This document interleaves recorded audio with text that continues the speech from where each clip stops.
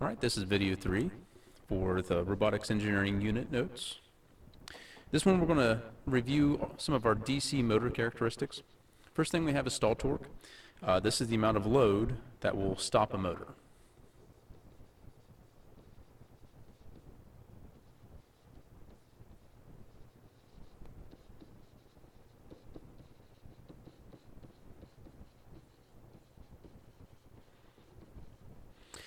Remember that load is like external torque.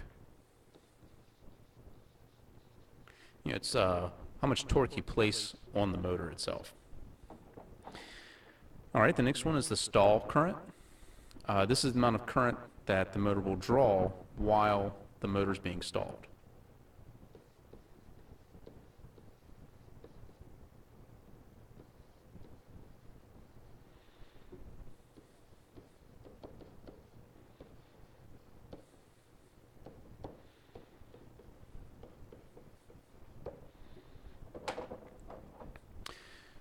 Next we have is free speed.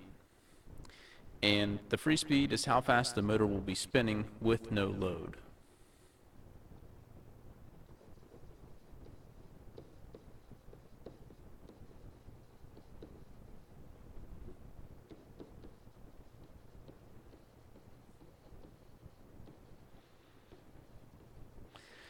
Free speed is the fastest that a motor can turn.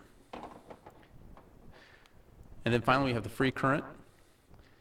This is current draw while the motor has no load.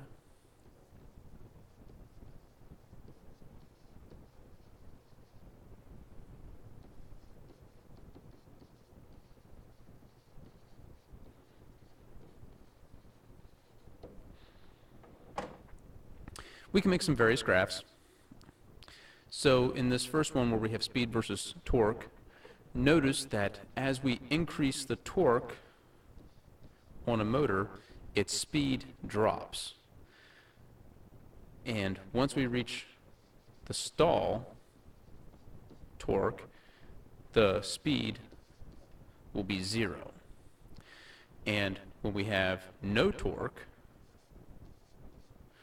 we will have our free speed. When we take a look at how much current we have while it's under load, again, the current increases as we increase load. So at this point right here, again, we have our stall torque. And if we bring this back here, we would have our stall current. And then here, where we have 0 torque,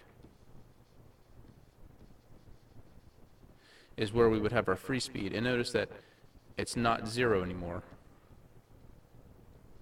That's where we would have our free current. All these characteristics will change depending upon the voltage that's being supplied to the DC motor. And it's a linear relationship, so it's very predictable. So here we have a speed versus torque graph once again, and we have at various voltages. Now, remember, what you can do is you can solve problems just using proportions, since this is a linear relationship. So, for instance, on this graph, I would have 30 Newton meters at 18 volts. And let's say I want to know let's say I wanted a stall torque of 50 Newton meters. I could use a proportion then to solve for that missing unknown to calculate what voltage would need to be applied to the motor in order to have a stall torque, to increase the stall torque up to 50 Newton meters. Okay, the next topic, linkages. We're just going to take a look at this. They're designed to convert some input motion into different output motions. It typically consists of a series of rigid bodies called links that are connected together by a free rotating joint. Typically one link is fixed. It cannot move. We call that the fixed link. The other one is attached to a motor or some sort of driving input motion. So here we have a 4-bar linkage. There are different types. You can extend this to 6 bar, 8 bar, 12 bar. You can add as many links as you want to this.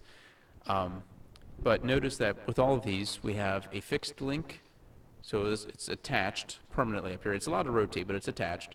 And then we have our driven link, usually the one underneath, and this one is attached to a gear of some kind. And what's nice about these links is that it'll keep your platform nice and level through the entire motion. We can play around with the geometry of the links if we wanted to do something more exotic. So you can, instead of having a perfect rectangle, you can do other things with it. All right, finally, let's run through our different steering systems just to familiarize ourselves with it.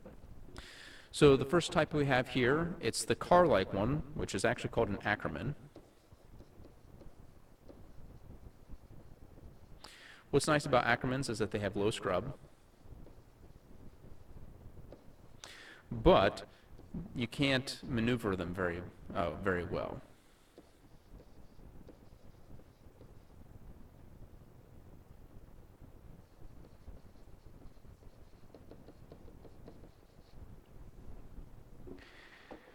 The next type, the most common, is a skid steer.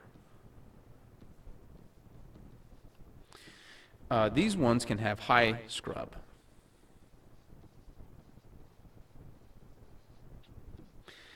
And they also have high maneuverability.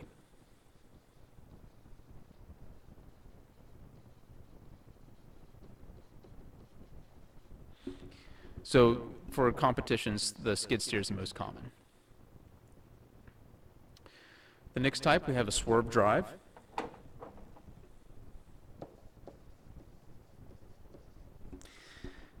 What's nice about these is that they are very precise.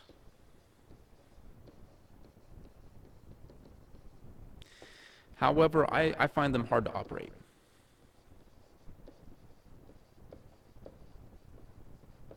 They take a great deal of driver control and driver skills to operate them. The next type we have is crab. And what's nice about these is that they're able to dart left and right very quickly.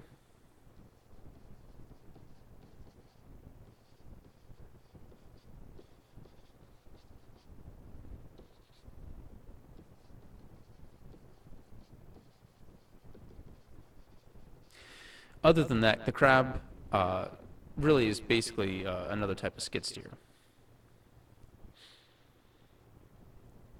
Finally, we have the Omni Drive. And what's nice about these, there's absolutely no scrub. And we can have many configurations.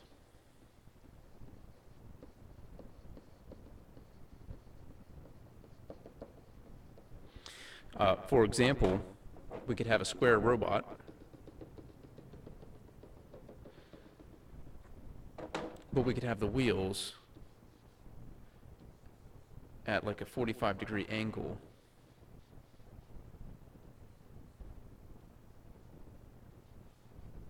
Like that. And this would really make it easier for the robot to do a rotation, but it can still move forward and backward, left and right very easily, and operate in many ways like a skid steer type. Okay, finally, let's review scrub. This is friction created by the wheels trying to slide sideways in a skid steer type system. So if we take a look at some diagrams here, so here we have a skid steer, and it's trying to rotate counterclockwise. So that means that the wheels are exerting a force in this manner. Now, that introduces torque. Torque is a force times a lever arm distance, and the force must be perpendicular to the lever arm. So here we have our force. Our lever arm distance will be the distance between the pivot and the wheels. Now, the problem with that is as it's moving side to side, there's friction between the wheels and the floor mats. So as this is trying to make it rotate again, we also have this force due to friction. And for here, the lever arm distance will be between this center point and that friction line as well. So if we take a look at designing robots, if the worst case scenario, the one that would have the most scrub would be a narrow, long robot. Because if we take a look at this design, we would have our force driving the wheel here, and we would have our value of x for our value of r. So the turning torque would equal this force times x. Friction would look something like this, and our value for r here is it's now y. So the torque for turning for the friction would be the friction times y. And notice that in a long, narrow robot, y is greater than x. So the torque from the scrub, the torque from the friction, is greater than the torque from the propelling force. So if you want to avoid scrub, you need to make your robot wide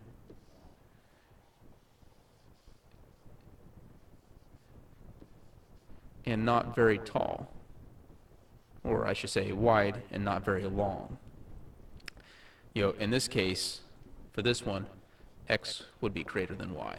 So you'd get more torque turning it than you would from scrub. The best way to avoid all of this altogether, though, is just to use omnidirectional wheels.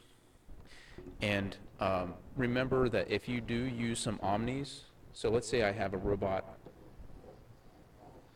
like here, and up here I have the omnis, down here I have the high friction or high traction. What happens is that your pivot point shifts to where the high traction is. So you just have to be careful about wheel configuration and where you want your pivot point to be. All right, this concludes our final video on the very first unit for robotics engineering.